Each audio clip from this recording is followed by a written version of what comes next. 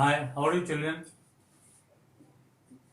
Hope you are all best of your health and carrying on well.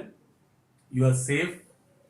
So last week we met and discussed about management, and now we have provided you with certain lessons on principles of management. This is a continuation of those lessons.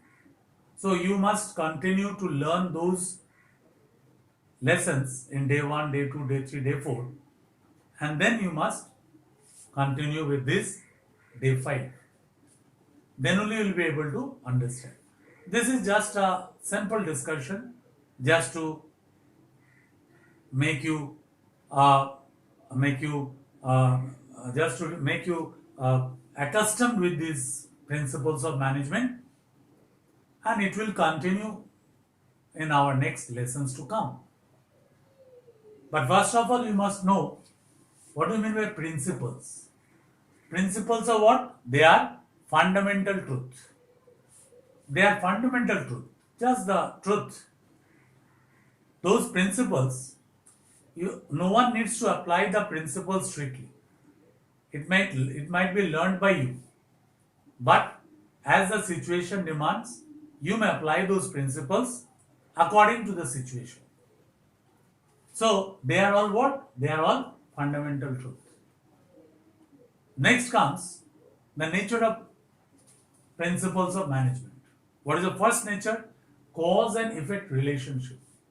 It finds out what is the cause and what would be the effect of the cause. What would be the effect? With that, based on that effect, the management should take certain decision. And it will try to solve various managerial problems. Next comes universality. That is, it is applied in every organization, be it government, be it public, private, anything. The principles are all same, but its application depends upon the management. Next comes flexibility. The management must be flexible in nature. That means it must try to change whenever the situation demands. If it's become very rigid, it will never be a successful management. It must have the ability to change along with the nature of the work. Next comes dynamic.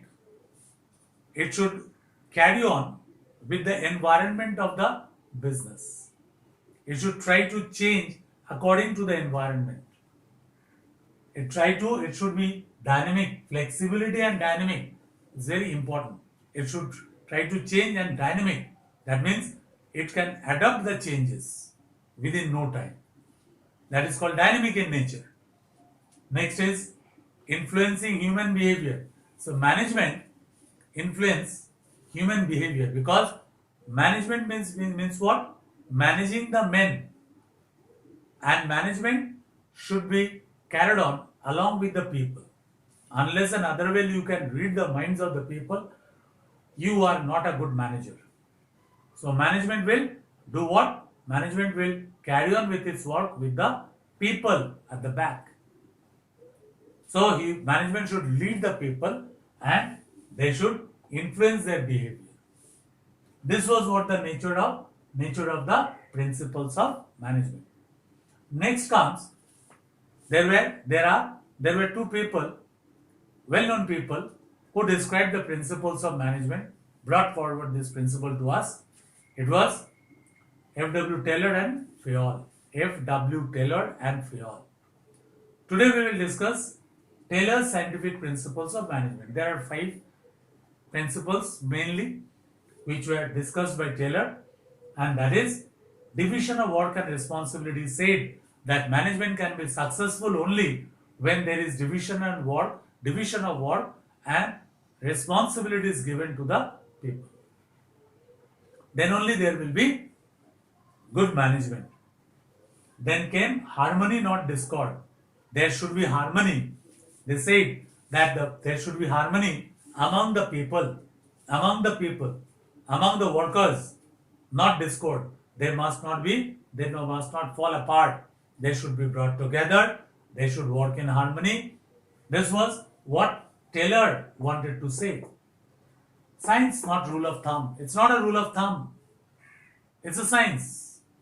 It follows certain principles, certain things to arrive at a conclusion. It's a science. And it's not a rule of thumb that everywhere same principles will be applied. It's not like that. It's not like that. Okay? Next one is maximum and not restricted output. It says that management should act in such a way people should try to achieve not any restricted output. It should be maximum output with maximum amount of profit. With maximum profit, the organization will naturally progress. Then, cooperation and not individualism. Taylor said that there should be cooperation and not individualism. Management should guide the people in such a way so that there is cooperation among the workers. And workers should not work in individual manner.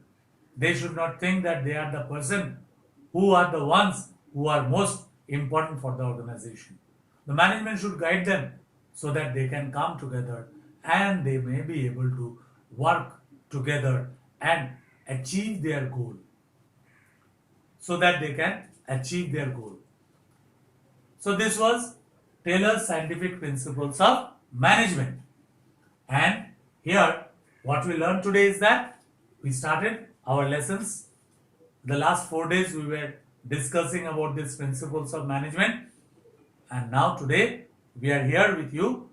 I am here with you where we have discussed about principles of management, what is the meaning of principles and what is the nature of principles of management and what did Taylor say about his scientific principles of management. He gave a principle which is scientific in nature. Clear, children? So we will meet in the next class again and we will discuss more principles of Mr. Fayol, and then we will proceed on to next chapters. Stay safe, stay at home, don't go out if it is not very much necessary. We will meet, we will meet very soon.